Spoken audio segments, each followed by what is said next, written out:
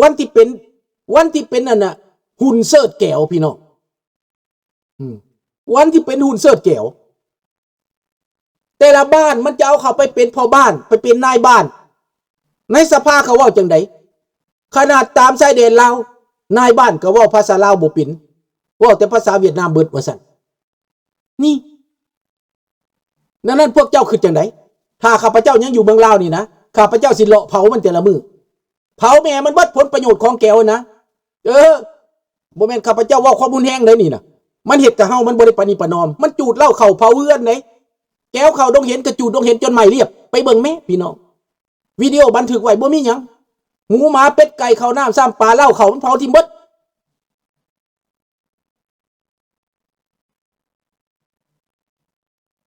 หลานปึกฟังบ่ออกบ่ภาษาแก้วแต่ลุงนี่บ่ได้เฮียนเด้อภาษาแก้วนี่แต่ลุงฟังได้ภาษาเขมรลุงก็ฟังได้พี่น้องลุงก็เป็นแบบนั้นอันนี้นะ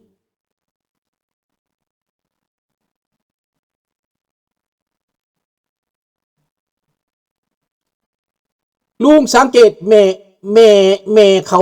บอกเคยบอกว่ากษัตริย์องค์สุดท้ายแม่นไผนั่นเขาสิว่าอย่างเขาบ่กล้าเล่าความจริงก็เจ้าหญิงไงโกมาเขาก็บ่กล้าเล่านะเขาก็บอกหอพิพิธภัณฑ์บ่แม่นวังเห็นบ่มันตัวเบิดพี่น้องแนวใดก็ตามกรรมสิสนองมันนี่แหละในไวๆนี่แหละกรรมสิสนองมันไวๆมันฉลองวันชาติแต่บ่แม่นชาติพี่น้องข้าพเจ้าว่ามันฉลองวันเกี่ยวของอำนาจวันเกี่ยวยิ่งใหญ่วันเกี่ยวเขามาครอบงำคนลาวมันฉลองอันนั้นมันภูมิใจที่มันได้ครอบงำคนลาวท่านพรหมศรีแล้วมาบักเมื่อกี้ที่มาเขียนน่ะนะมันบ่แม่นลาวดอกเบิ่งแล้วนะซุ้มผามว่าซั่นสื่อมันซุ้มผามมีบ่คนลาวสื่อซุ้มผามบ่มีซุ้มผามเพชรสมภูว่าซั่นซุ้มผามบ่มีดอกดังนั้นแหละพวกแก้วนี่มันเข้ามานี่บ่แม่นธรรมดามันยิ่งใหญ่แก้วนี่มันขี้ลักมันไปอยู่ไสมันก็ขี้ลักมันซื้อจ้างไปเบิดมันเอาไปเบิดมันนาสู้ซีมันนาด้านคือข้าพเจ้าเว้านั่นแหละ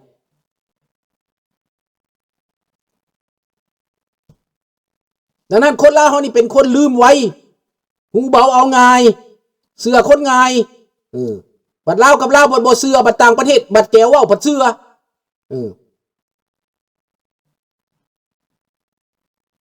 ความสัมพันธ์พิเศษเจ้าก็เป็นอันทาสเขาสิพิเศษก็ได้เจ้าเหตุสัมพันธ์พิเศษหมายก็ว่าแปลว่าผู้ขาดสัมพันธ์พิเศษนั่นน่ะเด้อคนลาวบ่เข้าใจเด้อว่าพิเศษนะทุกอย่างแก้วเว้าหยังฟังเบิดแก้วอยากได้หยังให้เบิดแก้วแม่นพ่อมันบักคำไตก็แม่นแก้วส่งมา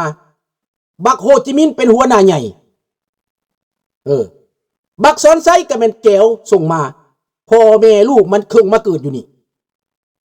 เฮ็ดเวียกให้เขา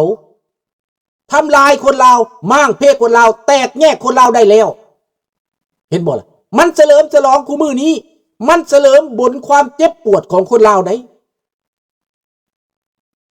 เห็นบ่ล่ะ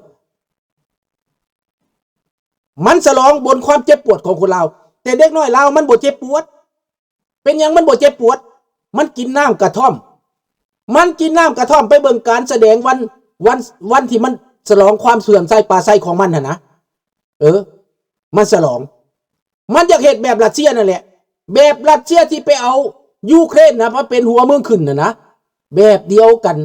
แก้วมันก็คุ้มหัวลาวไว้แบบนั้นแหละมันอยากได้ยังได้มันอยากเอาไม้ไปก็เอาไปเป็นทอนมักใหญ่มันอยากได้บ่อแฮมันก็มาขุดมันอยากได้คนลาวไปมันก็เอาไปฝึกไปสอนให้อยู่ใต้อำนาจให้เชื่อมันนี่แหละดังนั้นคณะข้าพเจ้านี่ยังอยู่เมืองลาวนะแต่ละแขวงนะพี่น้องรักษาสันติภาพของข้าพเจ้าคือหยังข้าพเจ้าสิรักษาสันติภาพคือสุพรรณวงศ์เว้านะ ไฟจุดแต่ละแขวงนั่นนะอันใดผลประโยชน์ของแก้วนะเอามาเรียกเฮือนแก้วก็บ่ให้เหลือเฮือนแก้วก็บ่ให้เหลือรถแก้วก็บ่ให้เหลือเผาทิ่มจนหมดให้มันเป็นขี้เถ้าเอามันโวยเจ็ดลอยนะเด้อจั่วจ่าพูดแล้วเงินชื่อเล็กชื่อหลานะเอาบ่ให้เหลือนะพี่น้องหำตัวมาแขว้งก็บ่ให้เหลือนะให้มันเอาให้มันกลับบ้านให้มันห้องให้กลับบ้านเท่านั้นแหละถามว่าเจ้าสิไปอยู่เมืองแก้วคือแก้วมาอยู่เมืองลาวได้บ่ถามนี่เจ้าสิมาซื้อเหล็กซื้อหลาได้คือได้นี่บ่เจ้าสิไปซอกแซงตามบ้านตามเฮือนเขาได้บ่ถามนี่ความสัมพันธ์พิเศษกับเป็นทาสเขาเนี่ยแหละคนโง่มันโง่คนลาวนี่มันจ้าคันว่าโง่มันเครียดว่าจ้าซะคันว่าเพิ่นโง่นี่บ่ได้แล้วเพิ่นบ่จักซะคนลาวมันโง่พิเศษเฉพาะคนลาวแต่ของเวียดไปเตาะต้องของเขาของมันก็บ่ได้สิได้หยังคิดเอาให้พวกเจ้าคิดเอาที่เป็นลาวพันหัวใจนี่นางวาลีเวชสะพงคนเดียวนะสิมาแข่งเป็นนายกมันบ่ให้แข่งมันไล่ออกโลดมันบังคับให้ออกโลดข้าพเจ้าก็สาธุให้มีลูกหลานบักสอนไส้อยู่ในนั้นหรือให้มีบักสอนไส้อยู่ในยนต์ลำนั่นแหละสาธุให้เอาลงทุกปีข้าพเจ้าสาบแสงว่ามันสิตกกับกระแมนอีลีนั่นแหละว่า40 ปลายคนแต่ขอบ่อยากให้ประชาชนไปอยู่นะฮันแต่ว่าอยากให้พวกภาครัฐนะมันตกลงทุกมือพูนะมือละล้ำพูนะอยากให้มือละล้ำมันตกยังบ่ทันข่าวได้ยินข่าวน้อยเดียวหนึ่งลุงบ่ทันคอนเฟิร์มมาแม่นเนี่ยตกอยู่ปากซี่ว่าซั่น40 ปลายคนว่าซั่น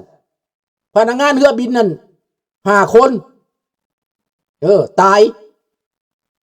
คันไม่มีบักสอนไส้บักคำไตอยู่หั่นแห้งขักสาธุ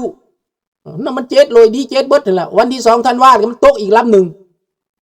สาธุเด้อมันตกอีกลำหนึ่งเด้อวันที่2 ธันวาตกเบิดขบวนมันเลยมันขี่มาแต่ซ้ำเหนือมันขี่มาแต่สายมันตกลงโลดกลางเวียงจันทร์โลดเด้อให้มันตายคือพักคือเบื่อนี่ให้มันตายคือ5 ก้อมนี่พวกนี้นะให้มันตายเบิดผักเบิดหลัดมันนั่นแห้งดีวันที่2 ธันวานี้ให้มันเป็นวันอุบาทตั้งแต่นี้ไปข้าพเจ้าจะสาบแช่งให้ดวงวิญญาณของบรรพบุรุษดวงวิญญาณของผู้ที่เกิดมาแล้วถือพวกมันฆ่ามันแกงให้ขึ้นมาศักดิ์สิทธิ์ให้มันเนรมิตให้ยนต์มันตกตายให้รถมันคว่ำให้ระบอบการเมืองมันหายนะพี่น้องตกลงน้ำของตายบริเวณจากคนมีภัยแน่แจ้งว่ามันมีภัยแน่มีครอบครัวบักคำไตบ่มีลูกหลานบักสอนไส้บ่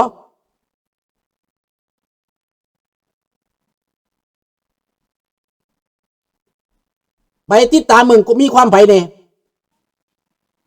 ความอุบาทกำลังเกิดบ่ก็สิแม่นจังซั่นแล้ว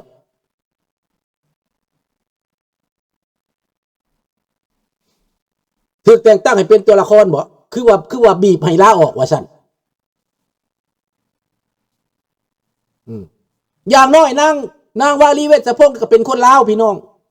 ถูกหรือผิดข้าพเจ้าก็บ่ได้สั่งเราได้บักไซวันนี้เป็นผู้นึงน่ะพี่น้อง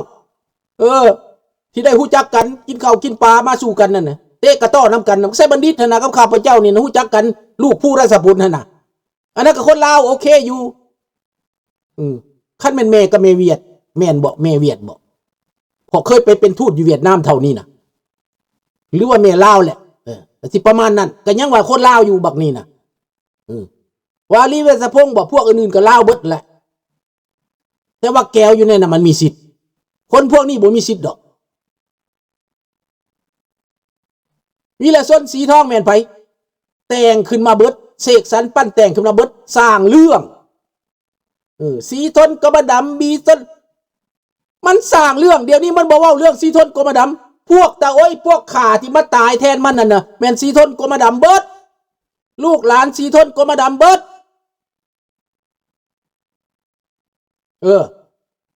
แต่ในเมื่อมันข่าสีทนกบดำย้อนเราบ่เห็นดีนำเราว่าจังใด เว้าทำอิดว่าเฮานี่เข้ามาบ้านเมืองแล้วเนี่ยลูกหลานเฮาสิได้มีอยู่มีกินมีเฮือนมีซ่านสิไม่ดีที่อยู่ทำกินบาทชุดท้ายแล้วเด้อเอาดินเอาดอนเอาเจ๊กเอาแก้วเข้ามาเอาดินเอาดอนเฮานี่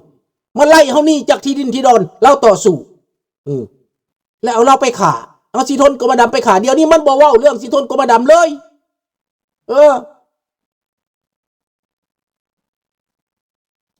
มันเบิดแล้วกรมสิทธิ์มันก็สร้างเรื่องขึ้นมาอีกแต่งขึ้นมาอีกมันบ่มีกรมสิทธิ์บ่เสร็จอีหยังเห็นบ่ล่ะ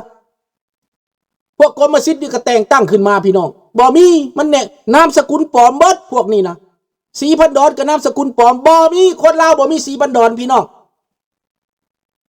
เห็นบ่ล่ะพรหมวิหารก็บ่มีคนลาวบ่มีแม่นมหาสุรสใส่ให้พรหมวิหารนี่นะไกด์สอนว่าถ้าข่อยไปเอานามเอาคนลาวใส่ชื่อคนลาวเนี่ยเป็นตัดเป็นสัญชาติลาวนี่ข่อยสิใส่นามสกุลหยังไกด์สอนถามเนี่ยเฮาสิใส่นามสกุลหยังเฮามหาสุรสนี่ก็เลยว่าเรื่องศาสนาพรหมวิหาร4เนี่ยต้องใส่พรหมวิหารซะพวกเราเทิงหลงไหลพวกกรมดำนี่สุดท้ายมันก็ขาเราเทิงเตเมื่ออยู่บ้านบ่ได้หยังเบิดไกสอนเป็นแก้วบ่แม่นเวียด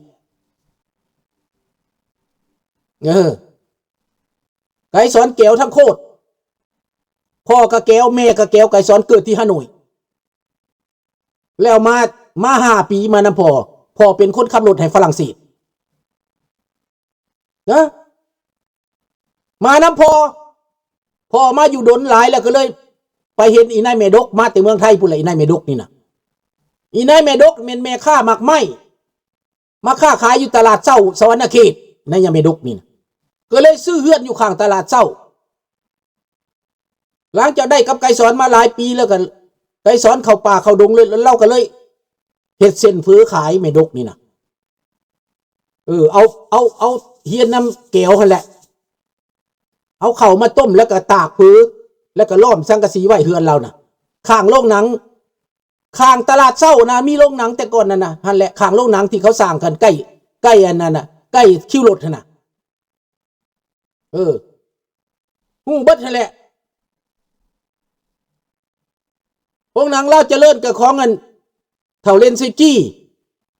เจ้าของเราเป็นเลนซิกี้คนเจ็กข้าพเจ้าเคยไปกินข้าวเฮือนลิมซินกี้อยู่ตลอดตะกี้นะเพราะว่าเป็นเสี่ยวกับดร.โรลีข้าพเจ้าอยากกินหยังไปโลดไปเฮือนเราน่ะได้กินโลดเราให้โลดเรามีโรงน้ำแข็ง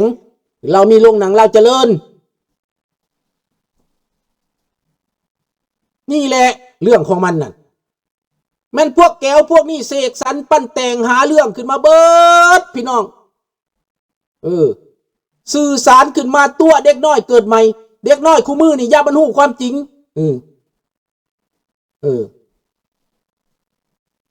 อย่าบรรลุความจริงเลยเฮ็ดหยังพี่น้องเอาใบกระท่อมมาเอาซามาเอาเฮมาให้มันเมาให้มันเมากระท่อมให้มันเมาซาให้มันเมากินหมาเบื่อเมาเบียร์เขาห้องว่าเบื่อเมาให้คนเล่านี่บ่เห็นทางบ่เห็นหุงแม่นแล้วเหมือนวันล้วนนั่นแหละ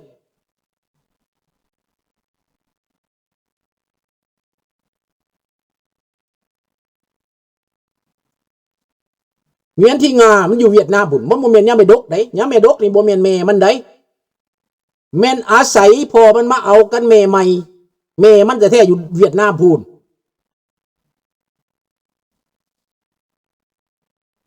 นั่นแหละ5 ปีมันจะได้มาอยู่สวรรค์น่ะลุง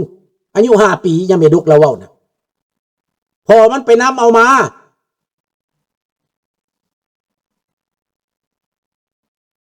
นี่แหละพี่น้องวันลาวที่ว่าคนลาวเฮานี่บ่อยากเล่าความเจ็บปวดตัวเองคันเล่าความเจ็บปวดตัวเองก็อายบ่อยากเว้าความจริงคนลาวนี่อยากปิดบัง